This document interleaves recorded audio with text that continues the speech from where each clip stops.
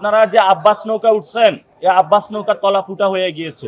Multi level marketing সিস্টেমে হলো তারা চাঁদাবাজি করে, অর্থাৎ ওয়ার্ড কমিটি থেকে একদম আব্বাস থেকে একদম তারেক রহমান পর্যন্ত চাঁদার ভাগ যায়। গতকালকে এক বৃদ্ধ লোক বলেছিল যে মহল্লার ছেলে আব্বাস, মহল্লার ছেলে আব্বাস হলো, মহল্লাতে কি ছেলে একটাই আব্বাস আর কেউ নাই? আমি তারেক রহমানের কাছে অনুরোধ জানাবো, সন্ত্রাসী গডফাদার নিয়ে পকেটে নিয়ে হাঁটতেছেন, আমাকে যদি ঘাটান আমি সবার আমলনামা ইনশাল্লাহ প্রকাশ করে দিব। বিএনপির যারা নির্যাতিত ছাত্রদল এবং যুব দলের যারা নির্যাতিত নেতাকর্মী, আমরা তাদের প্রতি একটি আহ্বান জানাবো।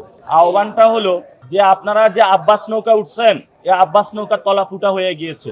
এই আব্বাস নৌকা থেকে দ্রুত নামুন, এটা আপনাদেরকে বাঁচাইতে পারবে না। আপনারা যদি তওবা আস্তাগফিরুল্লাহ পড়ে আসেন, ইনশাল্লাহ আমাদের দরজা খোলা আছে।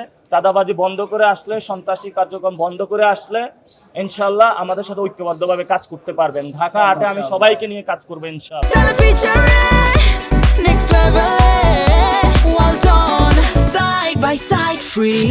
গতকালকে এক বৃদ্ধ লোক বলেছিল যে মহল্লার ছেলে আব্বাস, মহল্লার ছেলে আব্বাস হলো, মহল্লাতে কি ছেলে একটাই আব্বাস আর কেউ নাই?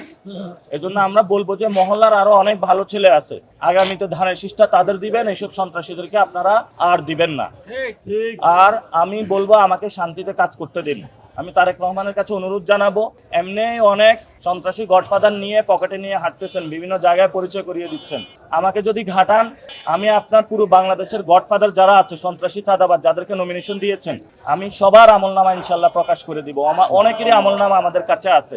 আমি আর বেশি কথা বলবো না আব্বাস ভাই সম্পর্কে, ওনার প্রচুর আমলনামা আমার কাছে আসতেছে।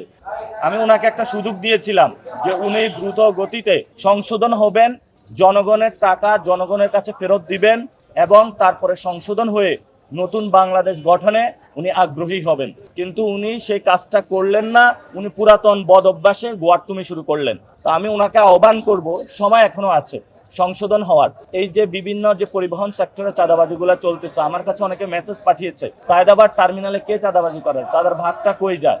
মাল্টি লেভেল মার্কেটিং সিস্টেমে হলো তারা চাঁদাবাজি করে, অর্থাৎ ওয়ার্ড কমিটি থেকে একদম আব্বাস থেকে একদম তারেক রহমান পর্যন্ত চাঁদার ভাগ যায়।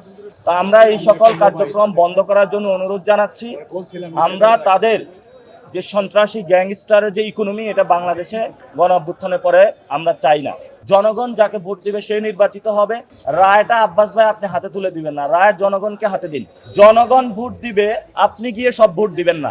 যারা ভোট কেন্দ্র দখলের চিন্তা করতেছে, ইলেকশন ইঞ্জিনিয়ারিং এর চিন্তা করতেছে, আমরা আশা করি তারা নতুন বাংলাদেশে পথ পরিহার করবে, সবাই নতুন বাংলাদেশের পথ চলা শুরু করবে।